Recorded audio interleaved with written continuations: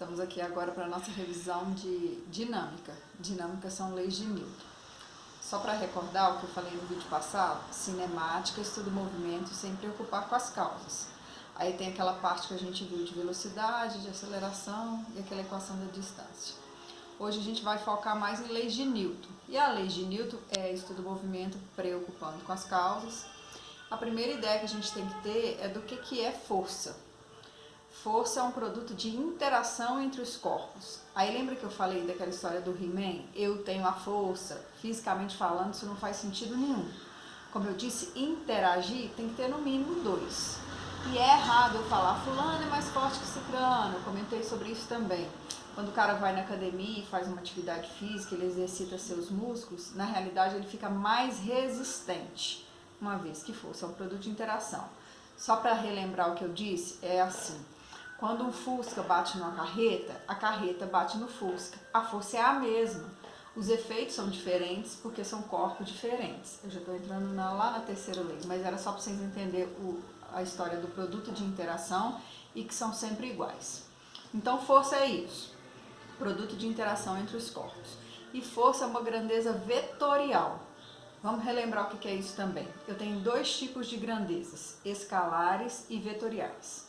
As escalares ficam definidas apenas pelo valor e a unidade. 20 graus Celsius, 5 quilos, 5 metros de comprimento, 2 metros de largura e assim por diante.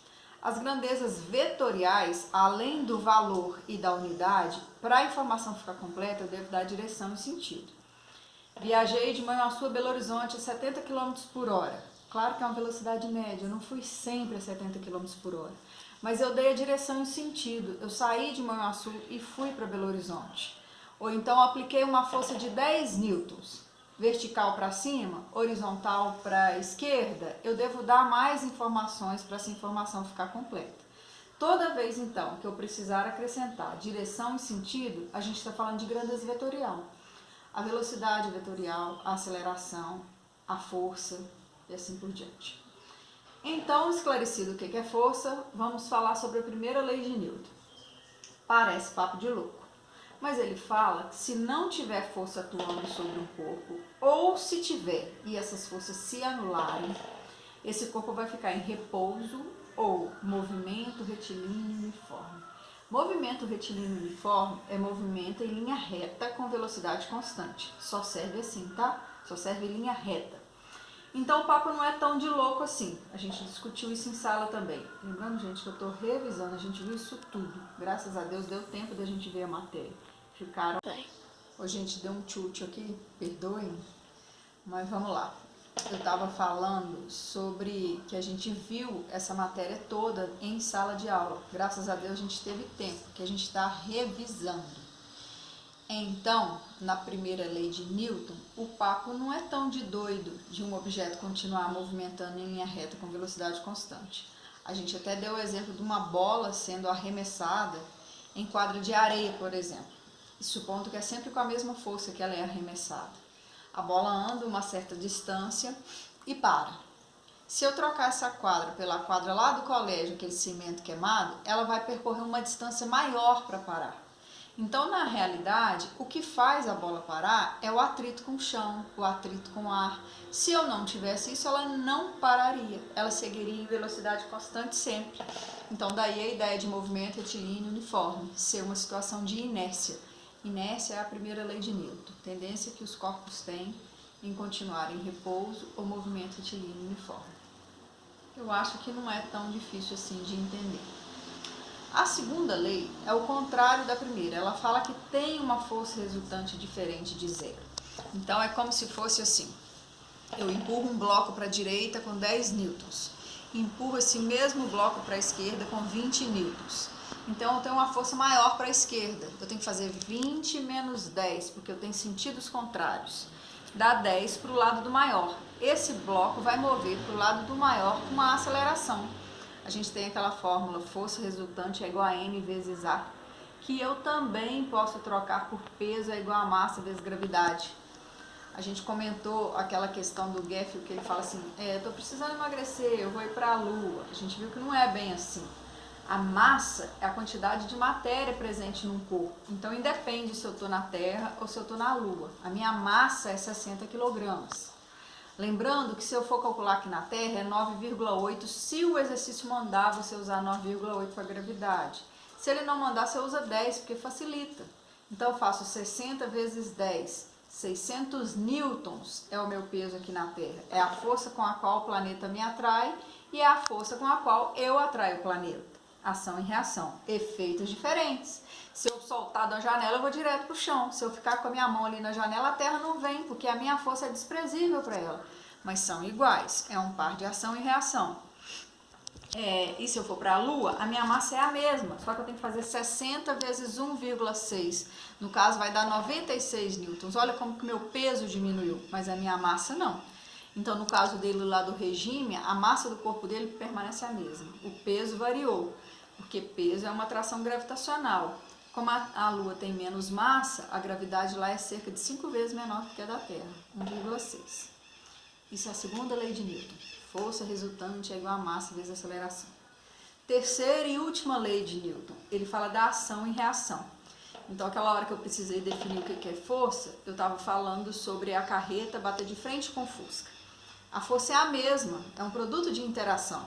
Se bateu com 200 newtons, a carreta bateu no Fusca com 200 newtons. Se foi 1000 newtons, o Fusca bateu na carreta com 1000 newtons, a carreta bateu no Fusca com os mesmos 1000 newtons. Efeitos iguais? Não, efeitos diferentes, são corpos diferentes.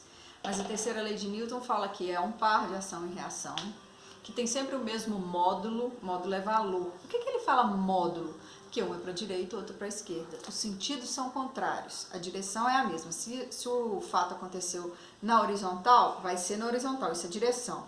Agora, sentido, direita e esquerda. Então, os sentidos são diferentes.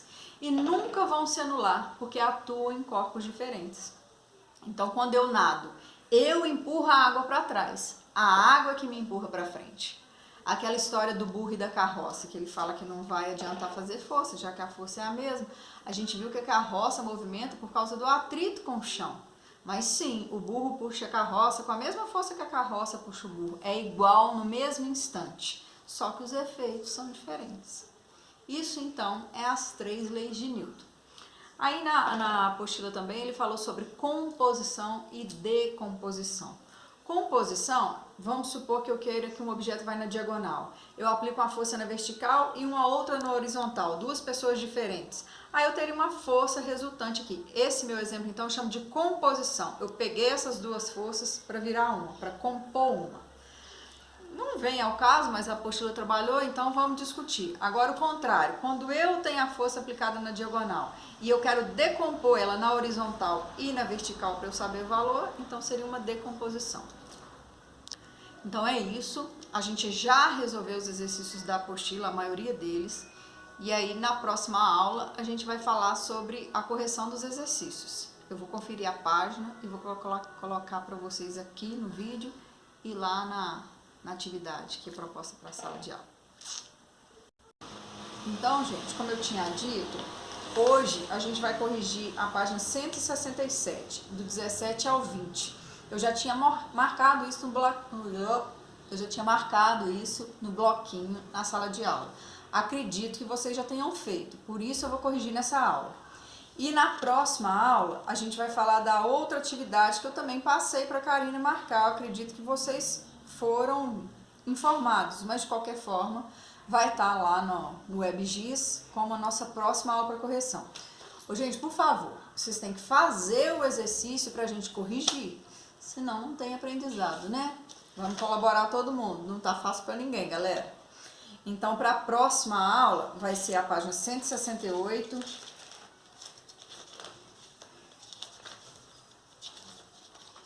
até a 177, é muita coisa, vai estar escrito lá. Então, gentileza, galera, vamos fazer para a gente corrigir na próxima aula.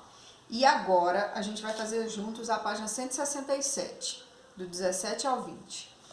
Continuando. Então, gente, continuando. Eu estou na página 167, o exercício 17.